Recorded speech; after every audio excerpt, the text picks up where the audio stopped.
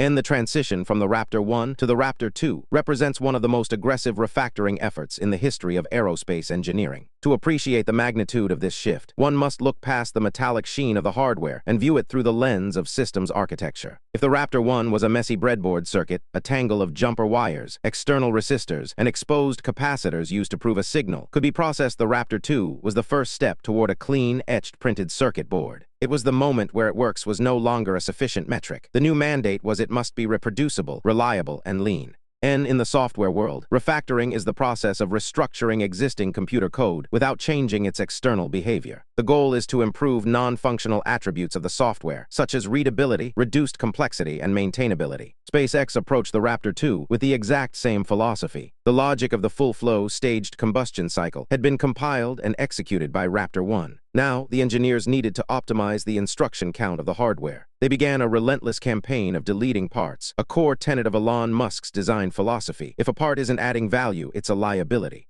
And the great consolidation, from breadboard to printed circuit board. The most immediately striking difference between the first and second generations was the visual quietness of the Raptor 2. The chaotic spaghetti of the first generation, the hundreds of external sensors, the sprawling wiring harnesses, and the bolted-on bypass lines underwent a massive consolidation. And in the Raptor number 1, many fluid paths were external because the team needed the flexibility to change them. If a pressure drop was too high in a specific manifold, it was easier to bolt on a larger external pipe than to redesign the entire turbopump housing. By the time Raptor number 2 reached the drawing board, the runtime data from hundreds of test fires at McGregor had provided a high-fidelity map of the engine's internal fluid dynamics. The engineers no longer needed the jumper wires. And this allowed for a shift toward integrated castings and 3D printed components that housed internal galleries. Instead of a fluid moving through a tube bolted to the outside of the engine, the fluid now moved through channels bored directly into the chassis of the turbopumps and the main combustion chamber. This integration reduced the number of potential leak points, the dreaded flanges, by an order of magnitude. In the high-pressure environment of the FFSC cycle, every bolted joint is a structural vulnerability and a source of technical debt that requires constant maintenance. By moving to a more unitized structure, SpaceX transitioned the engine from a laboratory instrument to a robust piece of industrial machinery.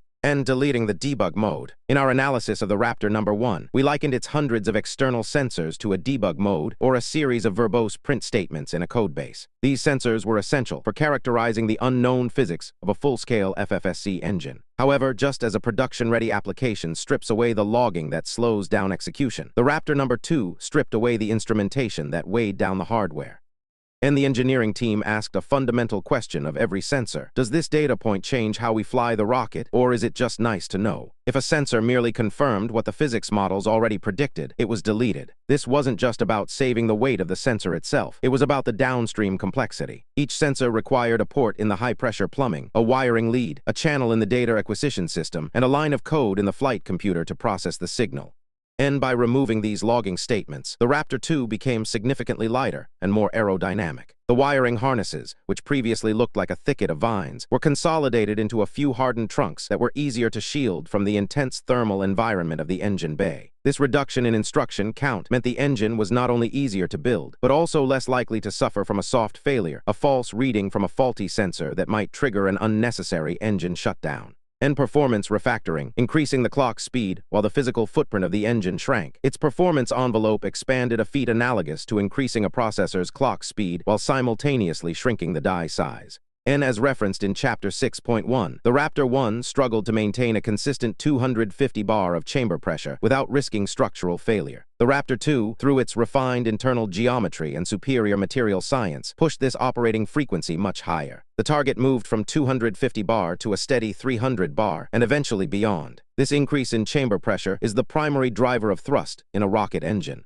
And the Raptor 2 achieved a thrust of approximately 230 tons, which is 2.3 meganewtons, a massive jump from the 185 tons of its predecessor. If we think of thrust as the throughput of our system, the Raptor 2 was delivering nearly 25% more output while carrying significantly less dead code or mass. This was made possible by redesigning the turbopumps, the CPU of the engine, to be more efficient. The flow paths into the turbines were smoothed out, reducing turbulence and allowing the pumps to spin at higher RPMs with less thermal stress.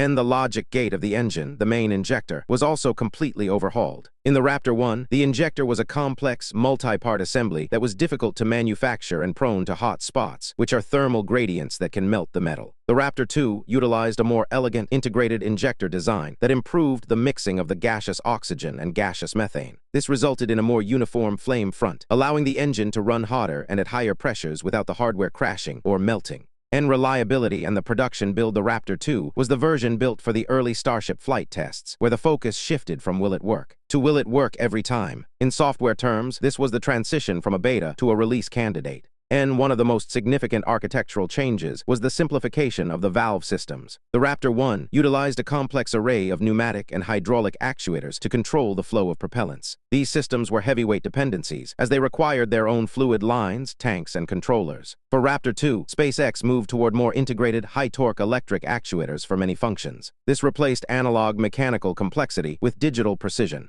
And furthermore, the refactoring effort addressed the engine's mean time between failure. The Raptor No. 1 required extensive patching after every flight or test fire. Technicians would spend days inspecting the spaghetti for cracks or leaks. The Raptor No. 2 was designed for rapid reusability. By internalizing the plumbing and reducing the number of parts, SpaceX created an engine that could, in theory, be fired, inspected via software telemetry, and cleared for flight again with minimal human intervention.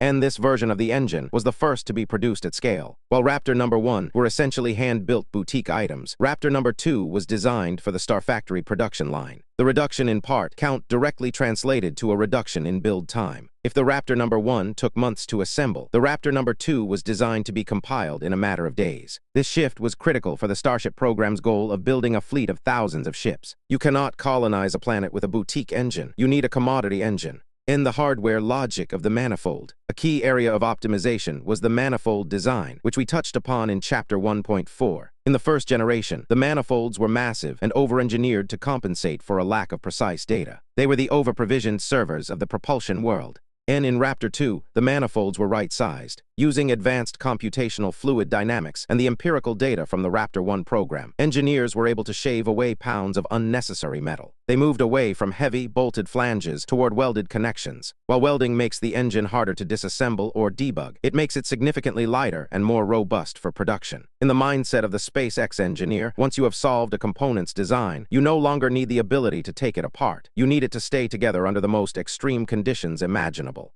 And this unitization also helped with the secondary heating problem. By creating a smoother, more monolithic exterior, the Raptor 2 had less surface area for heat to catch on. This made the engine much more resilient during the high-velocity re-entry of the Starship vehicle. It was no longer a jagged assembly of parts waiting to be cooked. It was a streamlined power module. In the dependency problem, purges and start sequences, every complex system has a startup sequence. And in the Raptor 1, this sequence was a fragile chain of dependencies. It required external nitrogen and helium purges to clear out dead zones in the plumbing. These purges were the manual memory management of the engine necessary, but prone to error. And the Raptor 2 refactored the internal volumes of the engine to eliminate these dead zones. By streamlining the fluid paths, the engineers reduced the latency of the start sequence. The engine could transition from idle to full thrust more quickly and with fewer external dependencies. This was a critical step for the landing flip maneuver of Starship, where the engines must ignite and reach full power in a matter of seconds while the vehicle is falling through the atmosphere. A slow-loading engine would result in a system crash or a collision with the landing pad. And by simplifying the bootloader of the engine, SpaceX made the entire vehicle more reliable. The reduction in helium usage in particular was a major optimization. Helium is expensive and difficult to store. By designing the engine to be self-purging or to use the propellants themselves for conditioning, SpaceX removed a major third-party library from their system architecture. And bridging to the final form, the Raptor 2 was a masterclass in simplifying the complexity. It took the hardware logic established by the Raptor 1 and applied a rigorous filter of essentialism. Every part was put on trial, and most were found wanting.